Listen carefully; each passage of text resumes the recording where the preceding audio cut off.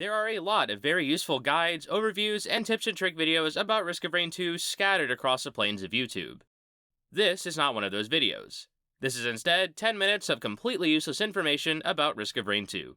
Enjoy! The description on Railgunner's Cryocharge Railgun, the state the railgun is in after you use her special Cryocharge, says the damage output of the blast is only 350% when it is actually 2000%. The description of the Cryocharge special itself has the correctly listed damage percent, so for some reason, it is only the Cryocharge Railgun description that says the incorrect damage. Accurate has 4 eyes, making him the survivor with the highest eye count in the game that we can confirm, not counting survivors whose eyes are obstructed by helmets or other coverings. Loader was canonically male in Risk of Rain 1, and is now canonically female in Risk of Rain 2. If you start a run as Rex on Monsoon with the Artifact of Sacrifice on, and spawn in on Titanic Plains, run up to the top of this structure within 45 seconds, and then use Rex's special while facing this direction, you will have wasted approximately 1 minute of in-game time. There are about, and this is a very rough estimate, but nevertheless, 35,000 total words in the combined total of all logbook entries in Risk of Rain 2. Risk of Rain 2 has 20 in-game songs, and 29 including the Survivors of the Void DLC soundtrack. However, while this information may be useless, the music is not. It rocks. The code for the Artifact of Enigma is the only code that uses all 4 available shapes when opening its portal with the compound generator, although I will not reveal the code in case you don't want it spoiled. Captain's Taser, or his M2, does not count as a debuff applied to enemies, they are just stunned, meaning it does not apply to proccing Deathmark, nor is it classed as a debuff in-game. If you jump off this ledge as Bandit and then are hit by a Lumerian, you will die.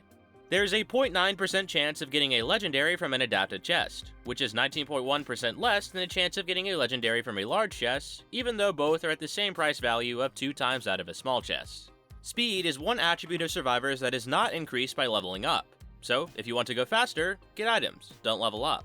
Well, level up because that's how you progress, but not for increasing your speed.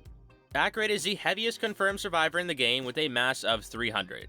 I don't know what unit this is, but I assume it is kilograms, making Accurate a whopping 300 kilograms or 661 pounds, or about the weight of an average vending machine. For reference of that to the actual game, Loader is 330 pounds. The chance that a boss item spawns instead of a green item after defeating a boss is 15%, which is applied individually to each green item that spawns from the teleporter. The debuff applied by the flying enemies in the Beetle Queen fight is called Beetlejuice. Whether or not that is a reference, I don't know. The sprint multiplier in Risk of Rain 2 is 45%, so if you want to increase your movement speed by 1.45 times, sprint. If you then want to decrease your speed by 1.45 times after the initial 45% gain in speed, stop sprinting. Railgunner has the largest feet of any survivor in the game. I just found that out for educational reasons. Don't give me that look. This is an apple. This is another apple, but green. Twip Twip the Devotee has the longest name of any enemy in the game at a staggering 18 letters, and Gip, Gup, and Imp tie for the enemy with the shortest name at 3 letters each. On the survivor side, Railgunner has the longest name of all survivors at 10 letters, and Rex has the shortest name at 3. Hobo Games, the developer of Risk of Rain 1 and 2 as well as Deadbolt, was founded in 2012 by Paul Morse and Duncan Drummond while they were students at the University of Washington. It takes approximately 10 seconds to ride the booster from commencement up to the Mithrix fight. Multi has the fastest landing to being able to move time of any survivor, at somewhere around 0.3 seconds, though honestly it's essentially almost immediate, and Accurate has the longest at right around 6 seconds, which is just barely faster than the regular capsule escape landing most other survivors use by like literally 5-ish milliseconds. If you stand in the teleporter radius for the full duration of the teleporter events and kill the boss before the teleporter event reaches 99%, it will take 90 seconds to complete the event, assuming no focus convergences were on hand, making this time the fastest time the teleporter can be completed with no focus convergences. Heretic is the only survivor in the game with a base speed of 8 meters per second. Every other survivor has a base speed of 7 meters per second. Why? I don't know.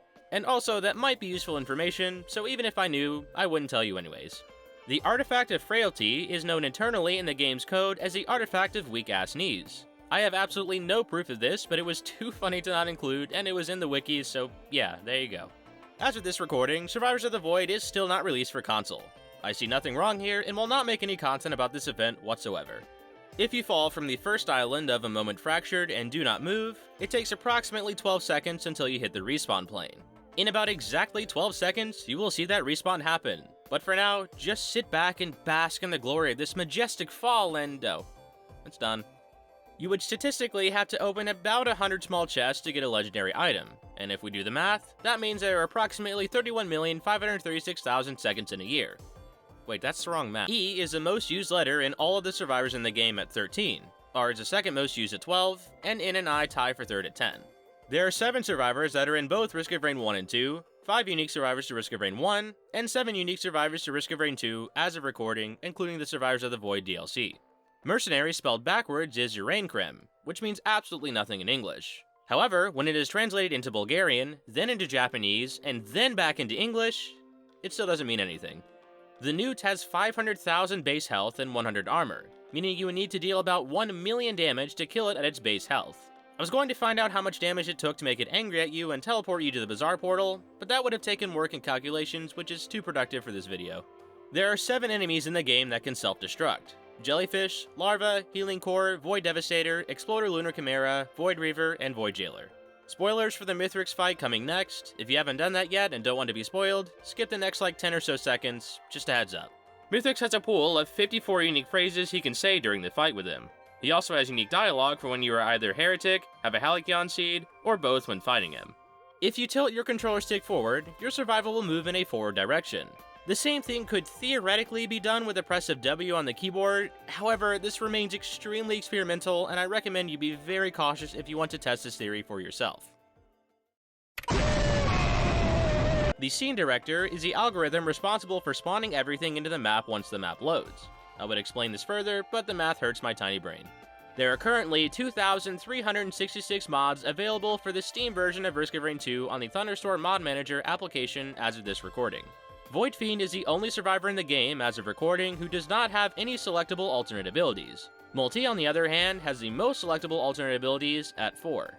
Acrid is the only survivor in the game with an alternate passive, Blight, or Misc ability if that's what it's supposed to be called. The highest base percent damage on a single ability is Captain's Diablo Strike, which does 40,000% damage in one single hit. To put that in perspective, the next highest base percent damage on a single ability is Railgunner's Supercharge, which does 4,000% in one hit, 10 times as weak as a Diablo. Handi and the Enforcer actually exist in Risk of Rain 2, although as of now they are unused files. Handi is actually pretty well completed, with a textured model and skills that seem similar to the OG Handi skills with the OG icons. Although its M2 is this weird hook thing, and its utility doesn't seem like it boosted Handi's attack speed from the footage I saw, which is part of what it's supposed to do if it's the Risk of Rain 1 counterparts. Enforcer, on the other hand, is just this.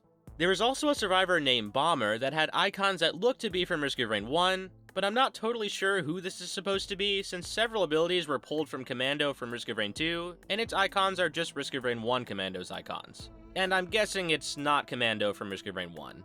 Loader is the most popular survivor to speedrun with in pretty much every single category. However, Huntress holds the world record for the fastest any percent run by 1 second, with Loader in second. Abandoned Aqueduct has the most sand of any environment in the game. I could count the grains to prove it, but I'm not doing that. Both monsters and survivors gain a 30% health up and 20% damage up per every level, so I suppose they're not so different after all. You know, except for the hostile and monster-likeness of the monsters compared to the survivors, but Void Fiend and Acrid exist, so My first ever video about Risk of Rain 2 on this channel is very bad. My latest video about Risk of Rain 2, as of now, not counting this one, is actually pretty alright, but is being denied by the algorithm, so if you're interested in a tournament of survivors that I made, maybe check it out. If you had a nickel for every time a survivor had a challenge that involved not touching the ground for a set amount of time, you would have 2 nickels, which isn't a lot, but it's weird that both Artificer and Mercenary have challenges that involve not touching the ground for a set amount of time, right? The Risk of Rain 2 Twitter has made a total of 2,558 tweets as of this recording. There are 29 unused items and 9 unused equipment names buried in the game's files. These range from having an assigned token and icon with a description that you can actually maybe piece together to just being a random placeholder tag. There may be more, but this was how many I could confirm existed. Multi's nail gun shoots 12 nails per second, which is twice as fast as Commando's double tap, which shoots 6 bullets per second, which is 3 times as fast as Huntress' strafe, which shoots twice per second, which is 1.2 times faster than Rex's directive inject, which shoots about 1 2/3 syringes per second.